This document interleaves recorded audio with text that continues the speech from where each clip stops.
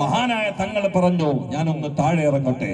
പ്രിയപ്പെട്ട അനുയായികളെ നോക്കിയിട്ട് തങ്ങൾ പറഞ്ഞു, എല്ലാവരും പിരിഞ്ഞു പോകണോ? ഞാൻ അക്രമം ചെയ്തിട്ടില്ല, ഞാൻ നാടിന് വിരുദ്ധമായി പ്രസംഗിച്ചിട്ടില്ല, പ്രവർത്തിച്ചിട്ടില്ല. ഇവരുടെ കടമ നിർവഹിക്കുകയാണ്. ഞാൻ അങ്ങോട്ട് പോയാൽ ഞാൻ ഇങ്ങോട്ട് വരും, നിങ്ങൾ ശല്യപ്പെടുത്തരുത്. ആളുകൾ പോകുന്നില്ല.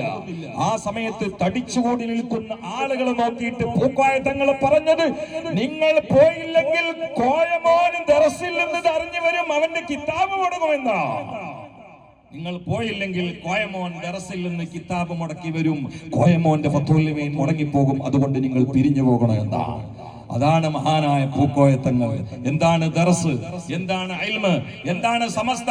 ഏത് വിഷയത്തിലും സമസ്തയുടെ ഒരു തീരുമാനം ഉണ്ടെങ്കിൽ സാംസ്കാരിക നേതാവാണ്, രാഷ്ട്രീയ നേതാവാണ്, ആത്മീയ നേതാവാണ്. പക്ഷെ ആത്മാവിനും ആത്മീയതക്കും മുൻഗണന കൊടുത്തുകൊണ്ട് സമസ്തയുടെ പാതയിലായി പറഞ്ഞും പ്രസംഗിച്ചും നേതൃത്വം നൽകിയും സേവനം ചെയ്തു വളരെ ശ്ലാഘനീയമായ മുന്നേറ്റം നടത്തിയ അസൂയാവഹമായ സ്മരണകൾ സ്വന്തം ജീവിതത്തിൽ സ്ഥാപിച്ച അങ്ങനെയുണ്ട് ചില ആളുകൾ. ജീവിതത്തിൽ സ്മാരകം പണിയുന്ന ആളുകൾ, പിന്നീട് അവർക്ക് പിൽക്കാലത്ത് വരുന്ന ആളുകൾ സ്മാരകം പണിതിട്ടില്ലെങ്കിലും നമ്മൾ പണിയുന്ന സ്മാരകങ്ങൾ അത് കമ്പി കൊണ്ടാണ്, സിമന്റ് കൊണ്ടാണ്, കുമായം കൊണ്ടാണ്.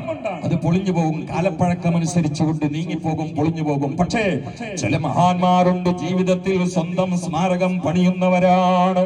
അത് ഇൽമ കൊണ്ടാണ്, അമല് കൊണ്ടാണ്, എഴുത്തുകൊണ്ടാണ്, ദർസ് കൊണ്ടാണ്, നേതൃത്വം കൊണ്ടാണ്, സേവനം കൊണ്ടാണ്.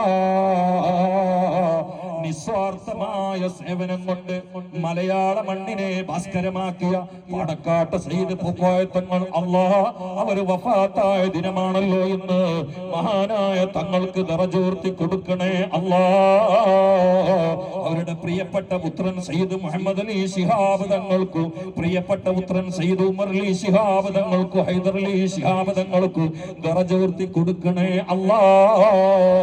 ഇവിടെ ചർച്ച ചെയ്യപ്പെട്ട മഹാന്മാരെ മഹദൂമാരടക്കോ, അബ്ദുറഹ്മാൻ ഇദ്റൂസി അടക്കോ, അടുത്ത് കിടക്കുന്ന അബ്ദുറഹ്മാൻ നക്ഷബന്ദി അടക്കോ, അവിടെ കിടക്കുന്ന കുതുബുസ്സമാൻ സയ്യിദ് അലവിൽ മംഫുറമി അടക്കോ, മഹാന്മാരായ സാദാത്യങ്ങൾ ഉലമാ, അതുപോലെ വരക്കൽ ഉപ്പാപ്പ അടക്കമുള്ള പാങ്ങിൽ കുട്ടി മുസ്ലിയാർ അടക്കമുള്ള പറവണ്ണ മൊഹീദ്ദീൻ കുട്ടി മുസ്ലിയാർ അടക്കമുള്ള മഹാനായ അബ്ദുൽ ബാരി ഉസ്താദ്, അതുപോലെ ശാലിയാത്തി ഉസ്താദ്, മഹാനായ വലിയുള്ളാഹി ശൈഖു മശായിഖിനാ ശംസുൽ ഉലമാ റഈസുൽ മുഹദ്ദിഖീൻ കണ്ണീത്ത് ഉസ്താദ്, കെവി ഉസ്താദ്, കെ ഉസ്താദ്, കെട്ടി ഉസ്താദ്, നാട്ടിക ഉസ്താദ്, കളമ്പാടി ഉസ്താദ്, കോഴിക്കുട്ടി ഉസ്താദ്, കുമരമ്പത്തൂർ ഉസ്താദ്, ചെറുശ്ശേരി ഉസ്താദ്, കീശ്ശേരി ഉസ്താദ്, ചെറുവാളൂർ ഉസ്താദ്, അത്തിപ്പറ്റ ഉസ്താദ്, അടുത്തായി ഇവിടെ പറഞ്ഞ മഹാനായ മരക്കാർ ഉസ്താദ്, ഈ ഗ്രാമങ്ങളിലും ചുറ്റുഭാഗങ്ങളിലൊക്കെ ശുദ്ധമായ വാഴ പറഞ്ഞ് മുത്തയിലായ വായിലായി മുദരിസായി നാട്ടിലെ കാളിയായി ഒരുപാട് കൊല്ലം നിന്നിരുന്ന മഹാനായ മരക്കാർ ഉസ്താദ്, അവരുടെ പ്രിയപ്പെട്ട ബാപ്പ വീരാൻകുട്ടി ഉസ്താദ്, മഹാനായ ചാപ്പനങ്ങാടി ബാപ്പ മുസ്ലിയാർ, അല്ലാഹ് എല്ലാവർക്കും നീ ദറജൂർത്തി കൊടുക്കണേ അല്ലാഹ്. സുന്നത്ത് ജമാഅത്തിന്റെ മറ്റ് പണ്ഡിതന്മാർ ആരൊക്കെയാണോ ലോകത്തിൽ അത്തരത്തിൽ ആരുമില്ലാതെ ആരടിയുടെ അടിയിൽ കഴിയുന്നതെങ്കിൽ അവരുടെ ബർസഖി വിശ്രമം ക്ഷേമത്തിലാക്കണേ അല്ലാഹ്, ഐശ്വര്യത്തിലാക്കണേ അല്ലാഹ്.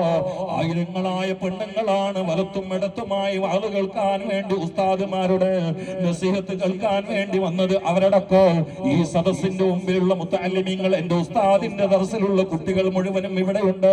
പല ദർസുകളിൽ നിന്നും വന്നവരുണ്ട്, ഈ നാട്ടിൽ നിന്ന് വന്നവരുണ്ട്. കക്ഷിപക്ഷ ഭേദമന്യ ഈ സദസ്സിന്റെ ബറക്കത്തിന് വേണ്ടി ഒരുമിച്ച് കൂടിയ ഒരുപാട് ചുറുചുറുക്കുള്ള ഭാവിയുടെ വത്താനങ്ങളായ ചെറുപ്പക്കാരുണ്ട്. എല്ലാവരെയും നീ കബൂലാക്കണേ അല്ലാഹ്. പ്രയാസങ്ങൾ നീക്കണേ അല്ലാഹ്, രോഗങ്ങൾ മാറ്റണേ അല്ലാഹ്, ക്ലേശങ്ങൾ പോക്കണേ അല്ലാഹ്, ദുരിതങ്ങൾ അകറ്റണേ അല്ലാഹ്, ജോലിയില്ലാത്തവർക്ക് ജോലി കൊടുക്കണേ അല്ലാഹ്, മക്കളില്ലാത്തവർക്ക്